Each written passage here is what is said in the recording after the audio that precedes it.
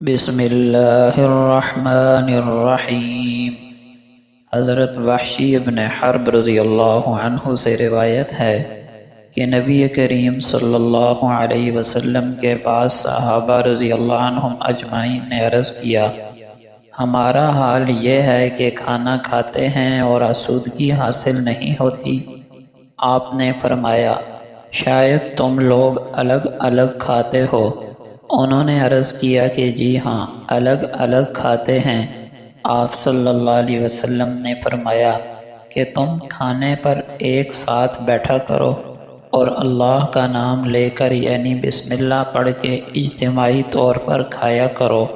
پھر تمہارے لیے اس کھانے میں برکت ہوگی اور طبیعت کو سیری حاصل ہو جایا کرے گی۔ حضرت ابو ہریرہ رضی اللہ عنہ سے روایت ہے کہ ایک شخص نے رسول اللہ صلی اللہ علیہ وسلم سے کہا، اے اللہ کے رسول، کون سا صدقہ افضل ہے؟ آپ صلی اللہ علیہ وسلم نے فرمایا، تو صدقہ کرے اس حالت میں جب کہ تو صحت مند ہو، مال کا حریص ہو، زندگی کی امید رکھتا ہو اور فقیر ہو جانے کا کھٹکا لگا رہتا ہو۔ جو کچھ دینے کا ارادہ ہو تو اس میں ڈھیل نہ کر، حتیٰ کہ جب جان حلق میں آ اٹکے تو کہنے لگے فلاں کے لیے اتنا اور فلاں کے لیے اتنا،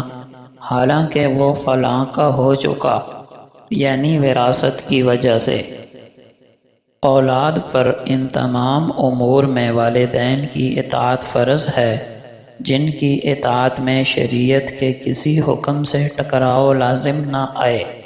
نیز والدین کے ساتھ حسن سلوک کا معاملہ کرنا بھی شرعاً ضروری ہے۔ ان کی نافرمانی اور ان کی ایذا رسانی سخت حرام اور کبیرہ گناہ ہے۔ قرآن کریم اور احادیث نبویہ میں والدین کے ساتھ حسن سلوک اور ان کی خدمت کی بڑی تاکید آئی ہے،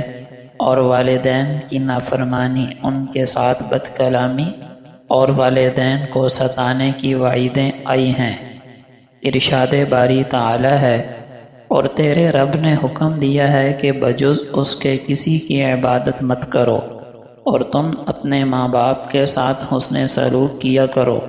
اگر تیرے پاس ان میں سے ایک یا دونوں بڑھاپے کو پہنچ جائیں سو ان کو کبھی ہوں بھی مت کرنا، نہ ان کو جھڑکنا، اور ان سے خوب ادب سے بات کرنا، ان کے سامنے شفقت سے انکساری کے ساتھ جھکے رہنا، اور یوں دعا کرتے رہنا کہ اے پروردگار، ان دونوں پر رحمت فرما جیسا کہ انہوں نے مجھ کو بچپن میں پالا ہے۔ ایک حدیث میں ہے، حضرت عبداللہ ابن عمر رضی اللہ عنہ فرماتے ہیں کہ رسول اللہ صلی اللہ علیہ وسلم نے فرمایا،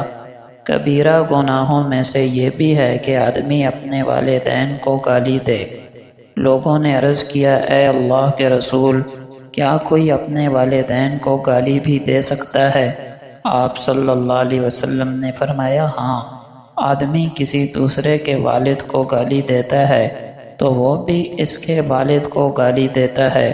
اور یہ دوسرے کی ماں کو گالی دیتا ہے تو وہ اس کی ماں کو گالی دیتا ہے۔ ملاحظہ کیجئے کہ دوسرے کے والدین کو گالی دینا جو اپنے والدین کو گالی دینے کا سبب ہے،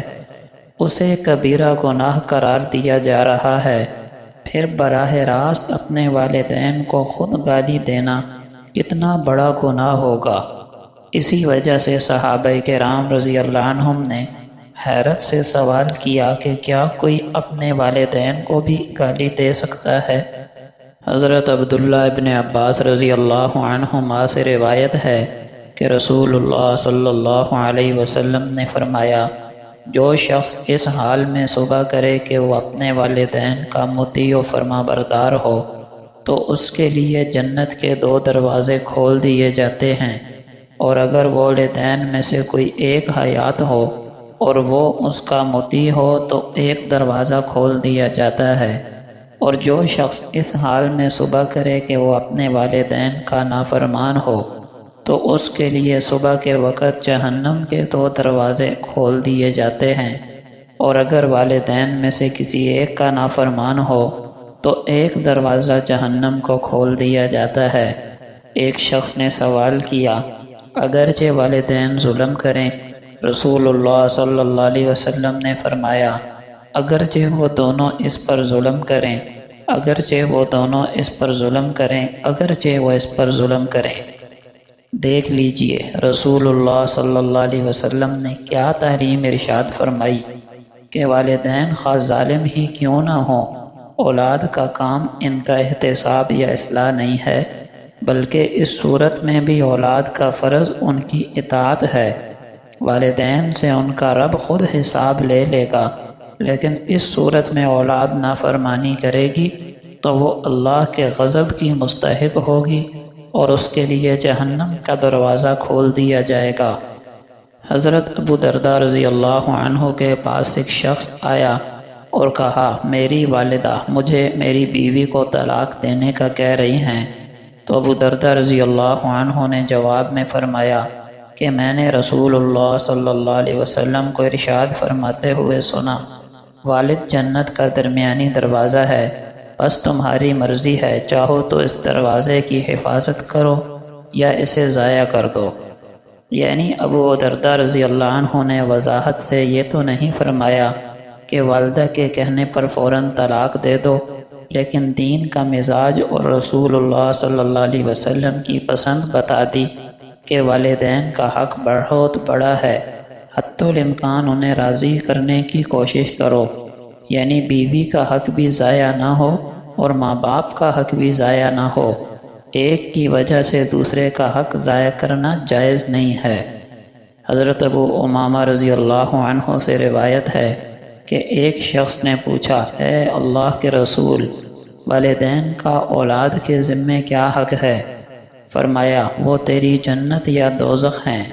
یعنی ان کی خدمت کرو گے تو جنت میں جاؤ گے، نافرمانی کرو گے تو دوزخ میں جاؤ گے۔ رسول اللہ صلی اللہ علیہ وسلم کا فرمان ہے، شرک کے علاوہ تمام گناہ ایسے ہیں کہ اللہ تعالیٰ ان میں سے جس قدر چاہتا ہے بخش دیتا ہے، مگر والدین کی نافرمانی کے گناہ کو نہیں بخشتا، بلکہ اللہ تعالیٰ ماں باپ کی نافرمانی کرنے والے کو موت سے پہلے اس دنیا کی زندگی میں جلد ہی سزا دے دیتا ہے۔